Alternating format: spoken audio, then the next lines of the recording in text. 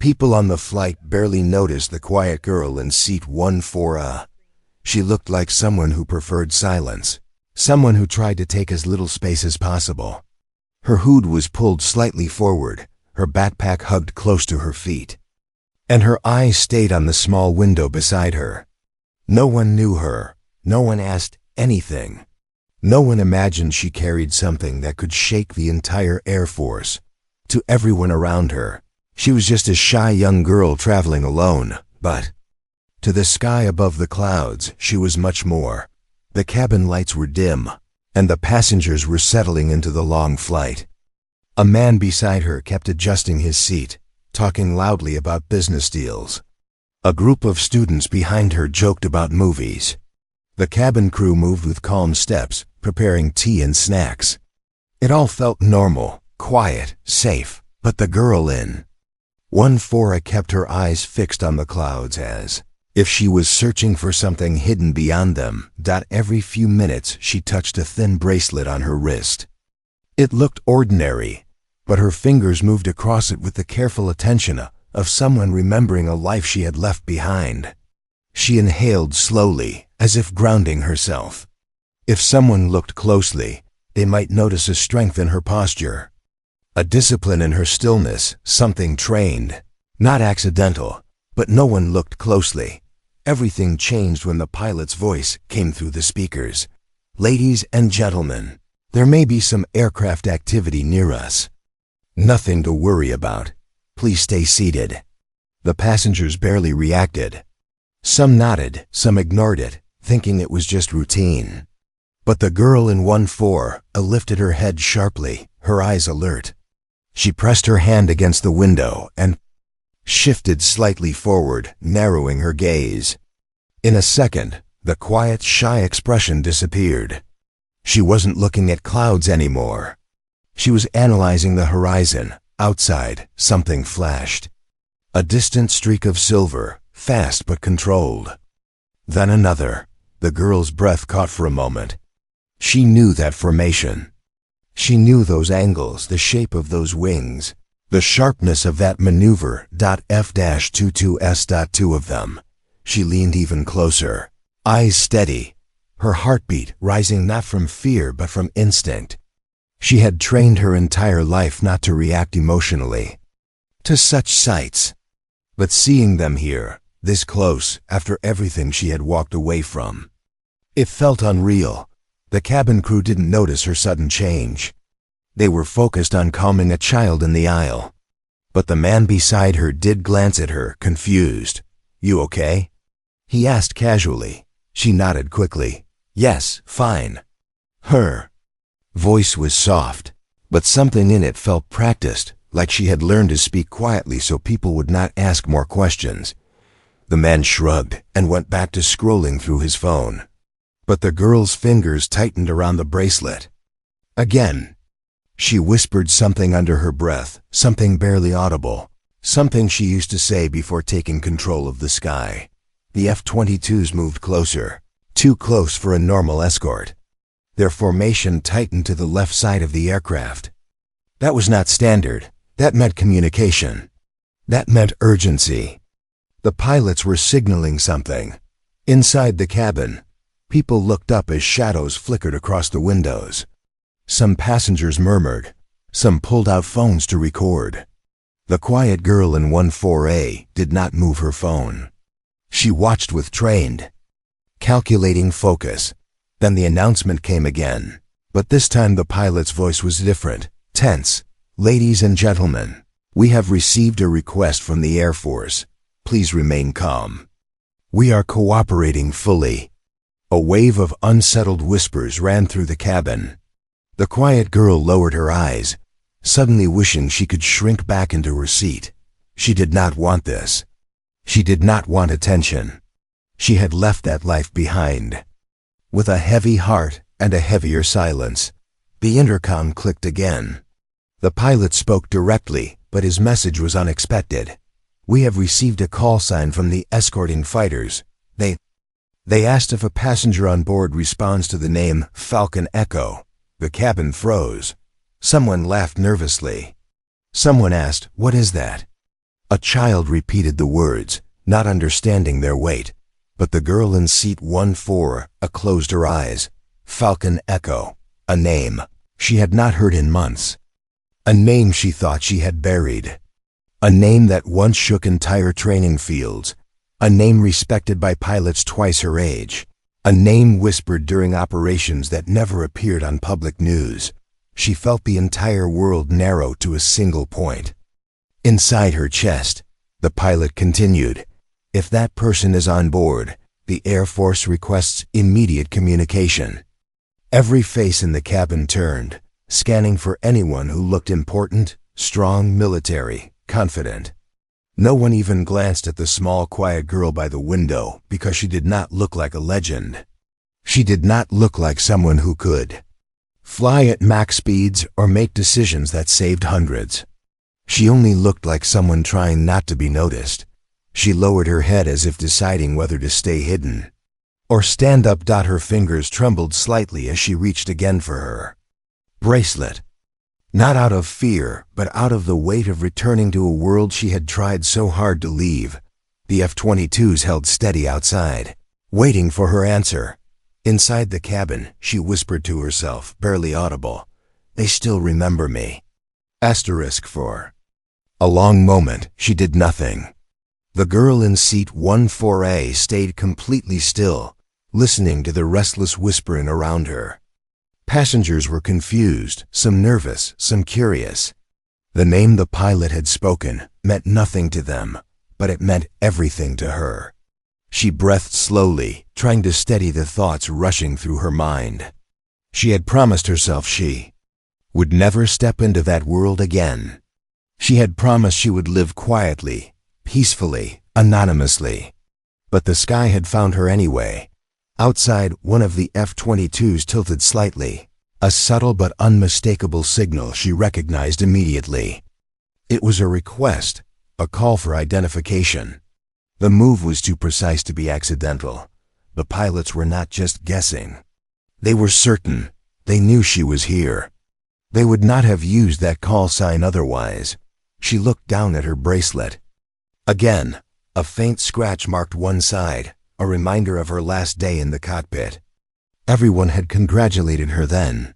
Everyone had insisted she stay, but she had walked away. Not because she lacked skill, she had been one of the best. Not because she feared the risks, she had accepted them long ago.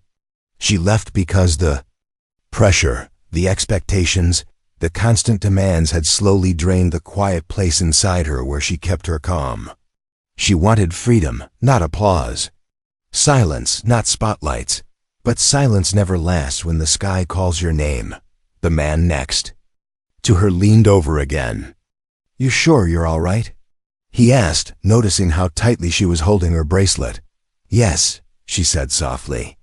"Just thinking." He nodded, but he kept glancing at her, as if something about her calmness felt out of place. The intercom sounded again, this time with more authority. "If any passenger recognizes the call sign given, please press the overhead button or alert a crew member immediately." The quiet girl closed her eyes. She could ignore it. She could pretend she didn't hear. But she knew the Air Force wasn't searching for her without reason. F-22 pilots did not leave their routes, adjust their formation, or request civilian communication unless the need was serious. Something was happening in the airspace. Something they believed only she could help with. The idea terrified her, not the danger, but the attention. She unbuckled her seatbelt slowly. The click was quiet, but to her it sounded like the end of the peaceful life she had been trying to build. She stood, steady but hesitant, and began moving down the aisle. People watched her, but did not understand why she had suddenly risen. She kept her gaze low, avoiding their eyes. A flight attendant stepped forward politely. "Miss, please return to your seat. We are currently—" "I need to speak to the pilots," she whispered. The attendant blinked. "I'm sorry, that's not possible right now." She hesitated only a moment before saying, "Tell them Falcon Echo is requesting cockpit communication." The attendant froze. Passengers nearby turned their heads sharply. A few mouths opened. Some people repeated the words to one another. She had not meant for so many to hear it, but it was too late. The attendant's expression shifted from confusion to shock, then to urgency. Without even asking more questions, she hurried toward the front of the plane, leaving the quiet girl standing alone in the aisle. Voices filled the cabin. She said it. Is she the one? But she looks so young. Why would the Air Force look for her? The attention made her uncomfortable. She wasn't used to eyes turning toward her. In the Air Force, she had been respected, but she had also been unseen, unnoticed unless needed. Here, she felt exposed, like someone had taken away the wall she hid behind. The aircraft door to the front area opened slightly as the attendant whispered to the pilots inside. The pilot leaned out, searching the cabin. His eyes locked onto her. Surprise, then relief, appeared on his face. He motioned for her urgently. She walked forward slowly, each step heavier than the one before. She felt the gravity of returning to a life she had escaped. She felt the sky pulling her back, reminding her who she was, who she had tried not to be. When she reached the front, the pilot lowered his voice. Your Falcon, Echo? She nodded once. Then we need your help. He hesitated, clearly unsure how to explain. Something is happening with our communication system. The fighters are trying to reach us because they believe you can assist in identifying what they're dealing with. The F-22s outside narrowed their formation again. The lead pilot spoke urgently. Echo, if we need to intercept. No, she said quickly. Don't force anything. The air is unstable enough. She couldn't let them make a mistake. The fighter jets trusted her voice more than their own caution. That scared her more than the unknown pulse. She studied the readings again. Something didn't fit. The distance between each pulse was too perfect, too even. Nature didn't behave with that much discipline. Machines did. Her stomach tightened. I think it's a calibration tool, she whispered. Something designed to test altitude sensors. On a commercial flight path? The civilian pilot asked. It could have drifted, she said, or been carried up by another aircraft earlier. We need its exact position. Falcon 1 responded immediately. We'll scan the area. The jets increased their distance slightly, running a forward sweep. After a moment, the pilot's voice came through with a sharp edge. Echo, we have a visual. Her heart jumped. Describe it. A small device. Metallic. Looks like it's caught in a crosswind. It's releasing micropulses. She closed her eyes for a moment, not out of fear, but out of deep focus. Devices like that weren't dangerous by themselves, but they could disturb airflow if left unchecked. Can you retrieve it? She asked. It's too unstable, the F-22 pilot replied. If we get too close, it might spin into us or toward the passenger jet. Everything hung in silence for a breath. Then she spoke with a steady confidence she thought she had forgotten. Then I'll guide you through a coordinated capture. The pilot paused. Echo. That maneuver hasn't been done outside simulation. Her voice remained calm. You trust me? A heartbeat passed. Always. She nodded, even though they couldn't see it. Then follow my timing. And stay exactly where I tell you. The two fighter jets shifted slightly, preparing to move in sync like wings responding to a single heartbeat. The co-pilot swallowed. You're really going to help them catch it? She looked through the cockpit window, eyes firm yet gentle. I didn't come here to be found, she said softly. But now that I have been, I won't let the sky fall on anyone. Outside, the F-22s waited. Inside. She prepared to guide them into a maneuver, only she had mastered dot, and somewhere far below, the world had no idea that the quiet girl from Seat 14A was about to shape the sky again. Asterisk. The quiet hum inside the cockpit faded beneath the weight of what she was about to do. She could feel the attention of everyone, pilots, crew, and 2 fighter jets outside, resting entirely on her voice. She had not asked for this responsibility, but it had arrived anyway, landing softly on her shoulders the way the sky had always done in the past.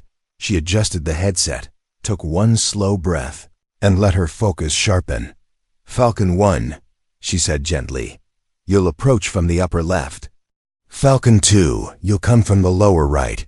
Move slowly. Match your speeds." "Exactly." "Copy," the first pilot answered. "We're aligning." Outside the windows, the 2 F-22s shifted like synchronized birds. Their wings angled slightly, the sunlight reflecting off their surfaces as they took new positions. The other passengers couldn't see it clearly, but she could. She recognized every movement, every tilt, the silent coordination that only skilled pilots could perform. The civilian pilot leaned toward her.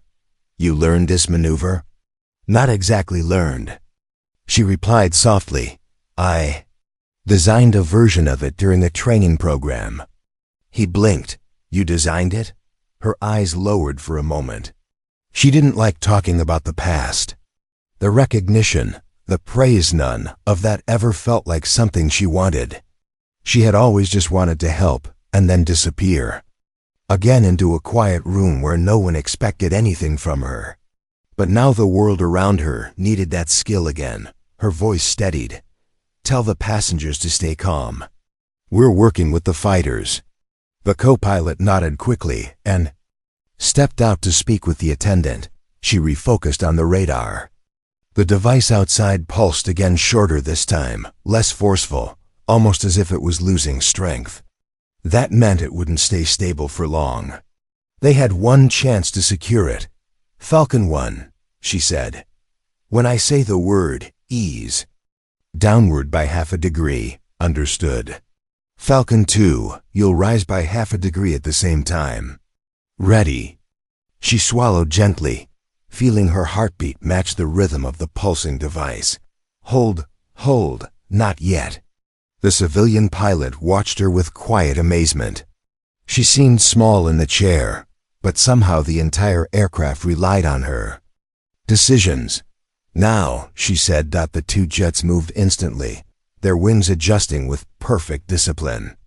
She could almost feel their motion through the vibrations of the passenger plane. "Good," she murmured. "Keep your spacing. Do not chase the device. Let the air pull it toward the center." The radar flickered. The device drifted slightly. Drawn by the layered airflow around the fighters, the lead pilot's voice came through. "It's moving, Echo. You were right. Stay on your lines," she instructed. "Its next pulse will be weaker. When it hits, it'll drop into the capture zone." Inside the cockpit, no one breathed. The pulse came soft, fading. The device dipped. "That's it," she said, voice calm but firm. "Falcon 1, inch forward. Falcon 2, hold your line." Her fingers tightened slightly around the edge of the headset as she tracked the motion. The F-22s moved like they were guided by a single mind. The air around them folded gently, creating the exact pressure needed. The device drifted into place, small, metallic, helpless in the balance of engineered wind. "Falcon 2, she whispered, "close your vector by 1 degree. There was a beat, vector closing. A soft click sounded in the background of the transmission. Then the pilot spoke again, stronger this time. "Echo, we have it." She let out a breath she didn't realize she had been holding. The tension flowed out of her shoulders, leaving behind a strange mix of relief and disbelief. "You did it," the civilian pilot said quietly, shaking his head. "You just guided 2 fighter jets from a commercial cockpit. It was teamwork." She whispered. They listened. That's what mattered. But inside, she felt something more complicated, something she had tried to avoid for a long time. For the first time since leaving the Air Force, she felt the familiar pull, the sense of belonging the sky always gave her. It wasn't the thrill or the praise she remembered. It was the quiet certainty that she could make a difference when it mattered most. The radio clicked again. Echo, the lead pilot said. You saved us from a dangerous situation. We owe you. She hesitated. Just get it secured. And stay clear of the unstable air. Already moving, he replied. But Echo, Command is asking for confirmation. They want to know if it's really you. Her breath caught. She didn't answer immediately. The civilian pilot turned to her. You don't have to respond if you don't want to. But she did want to. She realized that now. Not because she missed the pressure, but because part of her still cared about the people she once flew to protect. She lifted the headset again, voice calm but carrying a quiet strength. This is Echo, she said. Confirming. There was silence on the other end, deep, heavy, meaningful. Then a voice she hadn't heard in a long time spoke softly. We never stopped looking for you. She froze. It wasn't a stranger. It was someone from her past. Someone who knew her. Before she walked away. Someone who could change everything. For a moment, she forgot how to breathe. The voice on the radio wasn't just familiar. It was a voice she once trusted more than anyone during missions that never made it into reports. A voice that had guided her through storms, mechanical failures, and the worst moments of training. A voice that used to say, you read the sky better than any of us. Hearing it again sent a wave of memories rushing back. Long nights in hangars, early morning briefings, quiet conversations before dangerous flights. She had left to escape that world, but this voice pulled her straight back into it. Echo. The voice repeated softly, if you can hear me, respond. She tightened her grip on the headset. She felt the civilian pilots watching her, waiting, but she kept her gaze on the clouds outside the cockpit window. I hear you, she finally said, her voice quieter than she expected. A long emotional pause filled the air. Then the voice returned, steady but carrying a hint of relief. We thought you were gone for good. She closed her eyes. I tried to be. That doesn't erase who you are, the voice answered gently. And it doesn't erase what you can do. Her throat tightened. She didn't want this conversation now, not when two fighter jets were still escorting a civilian flight, and she was standing in a cockpit that didn't belong to her. Not when hundreds of passengers sat behind her with no idea what she had walked away from. But the past never waits for a perfect time. The pilot beside her spoke quietly. If you need a moment. No, she whispered. I'm okay. The radio clicked again. Echo, the device is secured. But Command wants to know if you can stay on the channel until we land. They believe your guidance might still be needed. She hesitated. She wasn't part of Command anymore. She wasn't active duty. She was just a quiet girl on a public flight who wanted a life without pressure. But the truth was, she was the reason the sky was stable again. If another pulse hit, they might need her instinct. I'll stay until landing, she said. A quiet thank you came through the headset, but not from the fighter pilots. It came from the same voice that knew her before she disappeared. Echo, it's good to hear your voice again. She looked down. You shouldn't say that. Why? Not? Her breath tightened. She had not expected that. And they're sure I'm the right person? They insisted, the pilot said. They said, if Falcon Echo is on board, she will understand. The girl felt her heart drop. If the Air Force trusted her judgment, the situation was far more serious than she expected. She stepped inside the small cockpit entrance but remained near the doorway. The pilot offered her a headset. Her fingers trembled slightly as she took it. The moment the headset touched her ears, she heard the crisp, familiar voices of F-22 pilots cutting through the static. Civilian flight.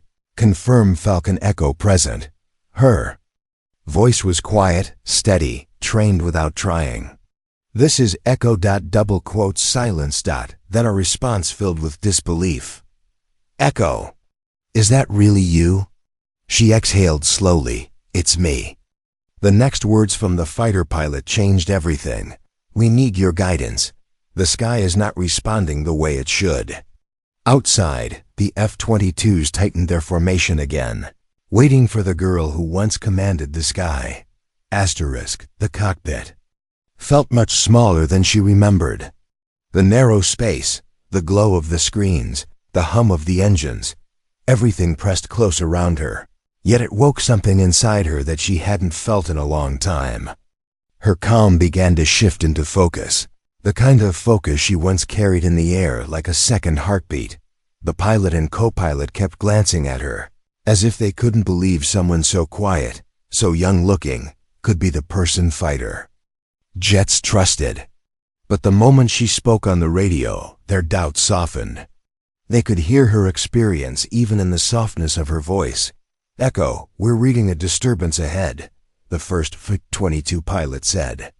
"Instruments are showing shifts that don't match civilian routes." She frowned slightly. "What kind of shifts?" A low crackle of static passed through the channel before the second pilot spoke. "We can't lock a stable reading. It's almost like the air patterns are rearranging." She understood what that meant immediately.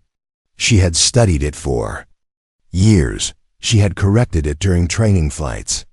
She had been the one they sent when storms behaved strangely or when interference made flying unpredictable. She wasn't just a talented pilot, she had a rare instinct for the sky, a gift she never bragged about. But hearing the issue now, on a civilian flight with hundreds on board, weighed heavily on her. "Show me your current reading," she said. Softly, the pilot of the passenger plane turned the screens toward her. She leaned in, scanning data lines, wind maps, pressure changes.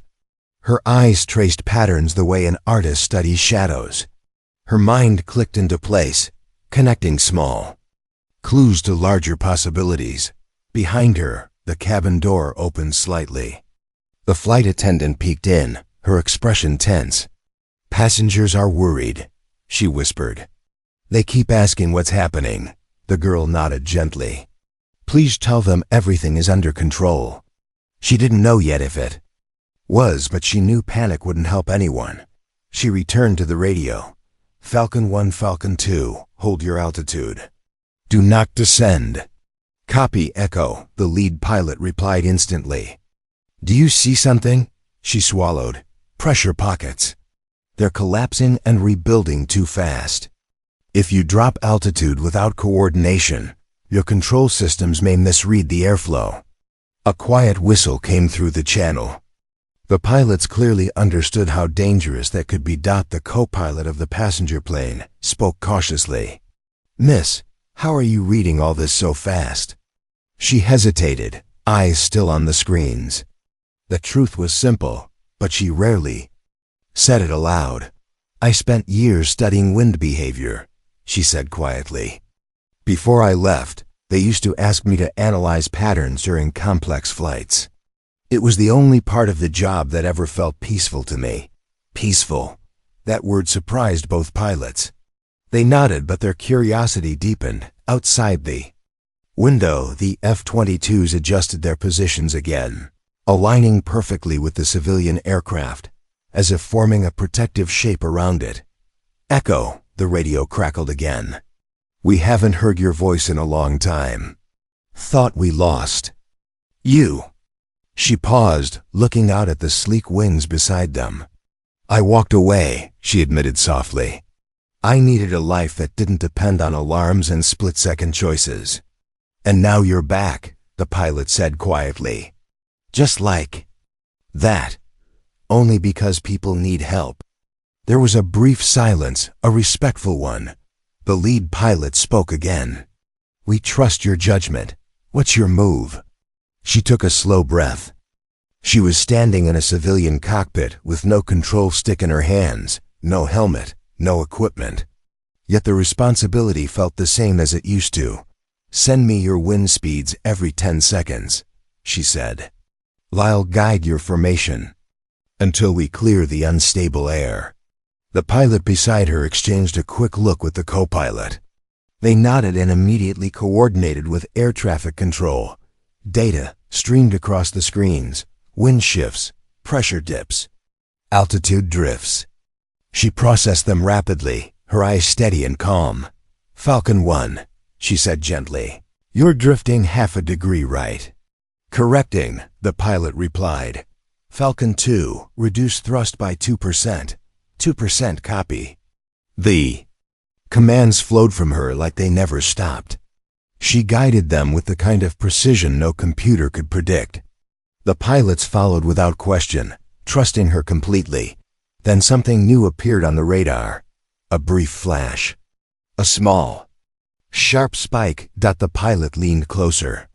What is that? She stared at the reading. Her breath slowed. That's not natural, she whispered. Something is pushing the air outward. Not a storm, something else.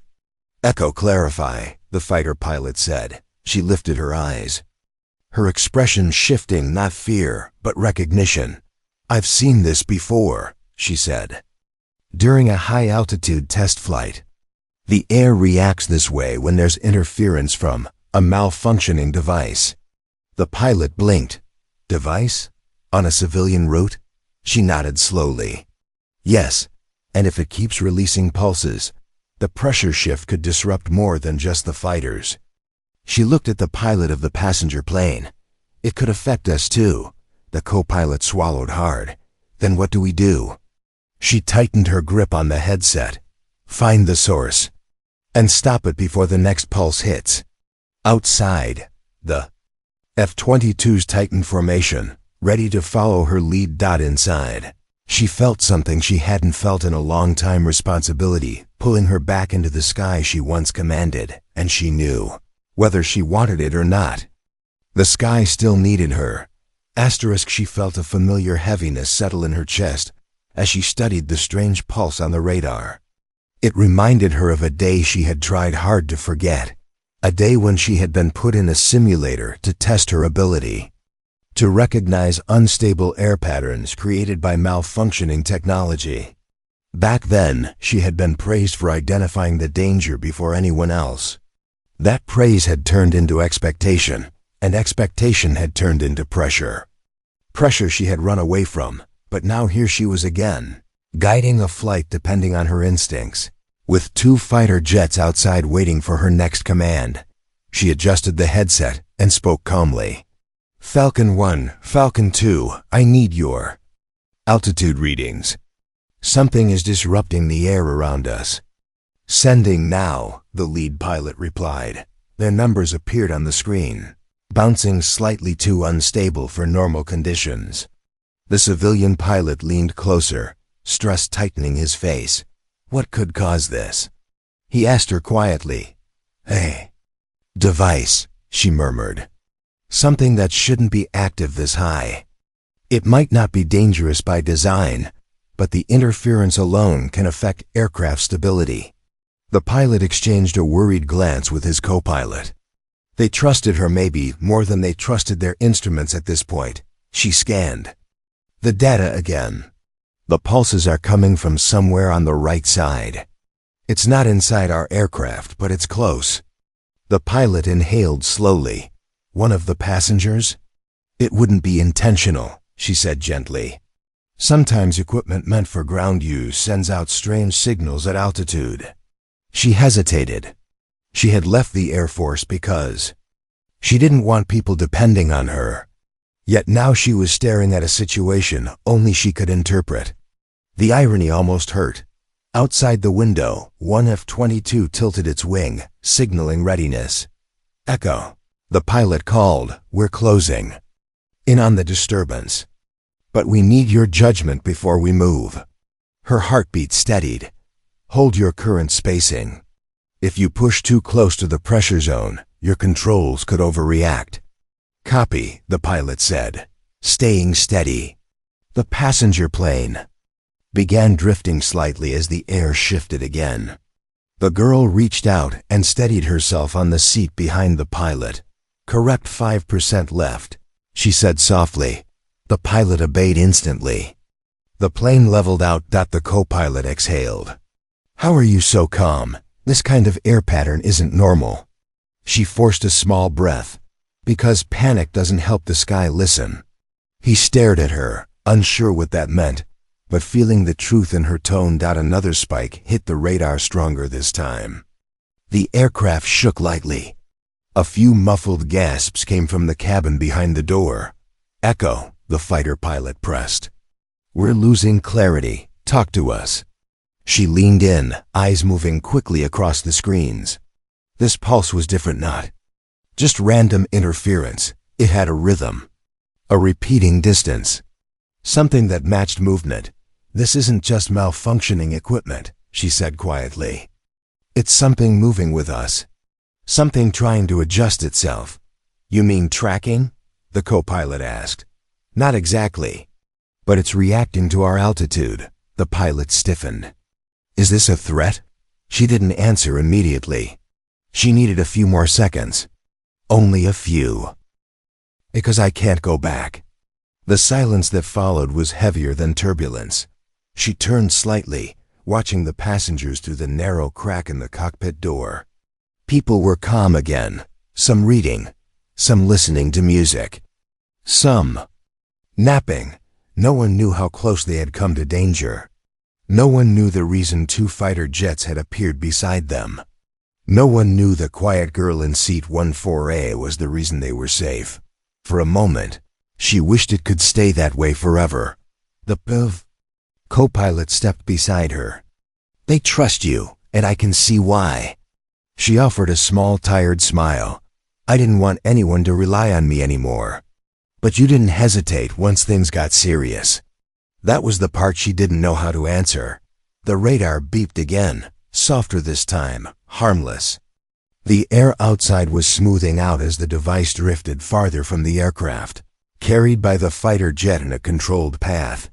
"Echo," the lead pilot called. "We're escorting you to a safe corridor. Air route has been cleared. You just guide us to the landing." "Copy," she replied. The civilian plane began adjusting its course. She watched the altitude shift, steady and smooth now. The air had calmed, the dangerous pressure pulses disappearing completely. But inside her chest, something still churned, a mix of fear, memory, and unwanted recognition. She heard the familiar voice again. "Why did you leave without a word?" She swallowed, keeping her gaze firm on the horizon. "I needed a life that didn't depend on my decisions." "You carried too much," the voice said gently. "We know that now." "It wasn't just that," she whispered. "Every time I did something right, command wanted more. Every time I solved a problem, the next problem was bigger. I couldn't breathe anymore. I wanted to be invisible for once." "You were never invisible," the voice replied quietly. "Not to us." The words felt like both a comfort and a burden. The passenger plane continued descending smoothly, guided by her calm instructions. Outside, the F-22 stayed close, flying in a formation she had designed years ago but had never expected to see again. The civilian pilot adjusted a switch and turned to her. "We'll prepare to land soon. You've gotten us through the worst." She nodded, but inside she felt the unmistakable shift of destiny trying to pull her back. The sky was calling again, not with pressure this time, but with purpose. "Echo," the familiar voice said once more, softer than ever. "After we land, Command wants to speak with you." Her chest tightened. "I'm not coming back," she said. "I made my choice." "Then let us talk," the voice replied. "Just talk. You owe them nothing. But you owe yourself clarity." She didn't answer. The runway lights appeared faint in the distance as the aircraft continued its approach. The passengers believed this was a normal flight. The pilots believed she had saved them. The Air Force believed she had returned. But she believed nothing yet, except that the sky would never forget her, no matter how far she tried to disappear. And she sensed something else too. This wasn't the end. Something was waiting for her on the ground. Something, or someone, who knew her call sign long before the world below ever heard it. The runway lights grew brighter as the aircraft descended through calm, steady air. The worst was behind them, but inside her chest nothing felt settled. The quiet girl who had boarded in seat 14A no longer existed in the same way. Something inside her had awakened again. Not the pressure, not the fear, but the part of her that always knew how to read the sky better than anyone. The plane lowered smoothly, wheels touching the ground with a gentle shudder. A ripple of relief passed through the cabin behind her, soft cheers, nervous laughter, a few exhausted sighs. Passengers believed they had simply arrived after an unusual flight. They would never know the truth, and she preferred it that way. As the aircraft slowed along the runway, she watched the two F-22s follow in a parallel taxi path, maintaining formation even on the ground. It was unusual, almost ceremonial. The pilots were not just protecting the aircraft anymore. They were honoring someone they thought they had lost. She pulled the headset away and placed it gently on the panel. The civilian pilot turned toward her, expression full of gratitude. "You saved this entire flight," he said quietly. "I don't know how to thank you." "You don't need to," she whispered. "I just did what needed to be done." But he shook his head. "You did far more than that. You didn't hesitate. You didn't ask for anything. You guided fighter jets like it was the most natural thing in the world." She didn't answer. Words felt too large for a moment, so fragile. The plane rolled to a stop. The captain announced that the situation was resolved and everything was safe. Passengers clapped politely, unaware that the applause belonged to someone standing silently. Near the cockpit door, the flight attendant approached with watery eyes. "You were so calm," she whispered. "I don't know what you did, but thank you." She nodded, offering a small, shy smile, the same kind she used before anyone ever knew who she truly was. Then she returned to seat 14A, retrieving her simple backpack. She didn't want attention when the door opened. She preferred slipping out quietly, unnoticed, just as she had tried to live these past months. But that plan ended the moment the cabin door opened. Waiting at the bottom of the mobile stairs was a small group of uniformed officers. Not aggressive, respectful, hands behind their backs, posture straight. Their presence wasn't about force. It was about recognition. And standing with them was the one voice she didn't want to face, yet somehow needed to. The person who had spoken to her over the radio. He stepped forward slowly, his face carrying a mixture of relief and sadness. He had aged a little since she last saw him, but the sincerity in his eyes was the same. She remained still at the top of the steps, her backpack strap pulled tight in her hand. He spoke softly so only she could hear from that distance. "You really came back." "I didn't come back," she replied quietly. "I just helped." "That's what you always did," he said. "Even when it broke you down." She looked away, the memory of those heavy years rising again, the pressure, the expectations, the constant training, the constant being told she was the one, because she could read air patterns better than anyone. She had loved flying, but she had forgotten how to breathe. "I'm not joining again," she said firmly. "I can't go through that life anymore." "We're not here to take you anywhere," he replied softly. "We just wanted to see you with our own eyes, to know you were okay." Those words hit her harder than anything else. He continued gently, "The sky listens differently when you speak. We lost that when you left. And we didn't want to pull you back. We only wanted to say thank you." She felt a lump in her throat. The officers behind him stayed silent, standing respectfully, waiting for her to make the next move, or no move at all. She finally walked down the steps, each step small but steady. When she reached him, she kept a few inches of distance, unsure if she was ready for everything his presence represented. "You don't owe us anything," he said. "Not service, not explanations, not your life. You walked away because you needed peace. That was your right." She exhaled slowly. "Then, why keep searching for me?" "Because," he said, voice warm and sincere, "genius doesn't disappear. It just gets tired. And we cared about you as a person, not a pilot. She felt her eyes sting, but she blinked the emotion away. What happens now? She asked quietly. Whatever you want, he said. Walk away again, and no one will follow. Build a quiet life, and we won't disturb it. But if you ever feel the sky calling, if you ever want to fly again, even once, just send a message. He held out a small identification card, not an order, not a demand. An option, a bridge she could choose to cross later, or never at all. She looked at the card, then at him, then at the sky she thought she had left behind. I don't want a life of pressure, she whispered. And you won't have one, he said gently. Not unless you choose it. She took the card slowly, not as a promise but as a possibility. Behind her, passengers walked past without recognizing her. No cameras turned her way. No one knew she was Falcon Echo, and once again, she was invisible, just how she wanted. But this time, invisibility didn't feel like running. It felt like peace. She turned away from the officers, heading toward the airport terminal, her backpack hanging loosely at her side. As she walked, she looked once more at the sky, for the first time in a long time. It didn't feel heavy. It felt open, waiting, demanding, just there. Maybe she would return someday. Maybe she wouldn't.